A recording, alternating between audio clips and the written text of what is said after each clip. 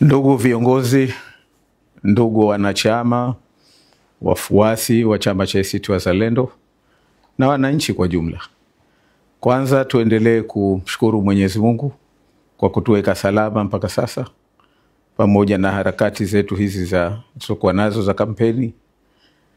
Na pili, naomba niendelee kuwashukuru viongozi na wafuasi wetu mbalimbali kwa kuendelea kushughulikia mambo mbalimbali yanayohusu mchakato wetu wa uchaguzi. Ndugu viongozi, ndugu wanachama na wafuasi wetu na wananchi kwa jumla, katika mikutano yetu ya mwisho ya kampeni ya ufungaji ule wa Tibirinzi na wa Kibanda Maiti hapa Zanzibar, kulikuwa na jambo moja ambalo tulisema tutalitolea maelezo na maelekezo, nalo ni kuhusu kura ya mapema.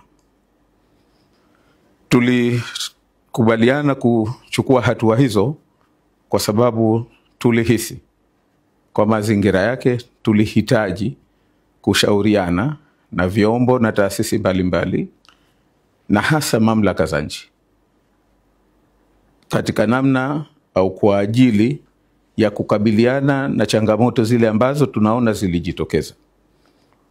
Nina furaha kuambia kwamba baada ya kushauriana na vyombo hivyo na mamlaka za nchi, naomba nieleze yafuatayo. Kwanza, tumekubaliana kwamba zile changamoto za msingi ambazo zilikuwepo, na ambazo la kwanza ni kuhusiana na uwazi wa orodha ya wapiga kura ambao wengi imewashangaza, sisi imetushangaza kwa sababu inawapiga kura kwanza wengi hamna picha, na pia wengi wanaonekana kwamba hawahusiki na upigaji wa kura ya mapema kama ilivyoelezwa katika sheria. Na jambo la pili ni kuhusiana na usimamizi wa kura ambazo zitapigwa siku ya uchaguzi wa mapema. Suala kubwa lilikuwa ni kwamba kura hizi zitahifadhiwaje ili kuweka uwazi wake na credibility yake, lakini na la pili kwamba kutakuwaje na uhakika wa kwamba ni kura kweli zile ambazo zimepigwa. Sasa mambo haya mawili kusema kweli yalikuwa ni changamoto kubwa sana. Baada ya kukaa na vyombo, baada ya kukaa na mamlaka za nchi, tumekubaliana mambo haya mawili. Kwanza kwamba orodha itapitiwa kwa umakini ili wale tu ambao wanahusika na upigaji wa kura ya mapema ndio wapige kura ya mapema. Na la pili kwamba baada ya kupigwa hii kura ya mapema, kura zihesabiwe, kila mtu ajue matokeo, lakini matokeo haya hayatakwenda kutakaswa. Sasa baada ya kuzipitia changamoto hizo na kupata maelekezo hayo ambayo tumeyapata, uongozi wa chama chenu umeridhika kwamba ili kuepusha vurugu, ili kuendelea kufanya uchaguzi huu kwa amani, na kwa sababu pia baada ya kuzingatia kwamba wenzetu hasa wa Chama cha Mapinduzi, uchaguzi huu ni wazi kwamba umewashinda, na vurugu yoyote kwa wao itakuwa ni kichaka cha kuweza kuharibu uchaguzi ambao ni wazi kwamba chama chetu cha ACT Wazalendo kinakwenda kushinda. Kwa hivyo ili kuepusha yote hayo, tuwaombe la kwanza, kesho siku ya uchaguzi wa kura ya mapema, wale wanaohusika tuna kura ya mapema ndio waende vituoni.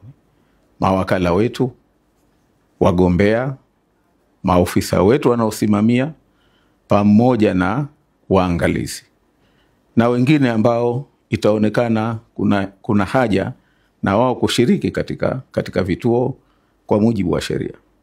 Hawa tunawaomba waende ili waende wakasimamie kura hii ya mapema wakiwa na lengo la kuhakikisha kwamba sheria, taratibu, kanuni zinafuatwa katika kura hii ya mapema.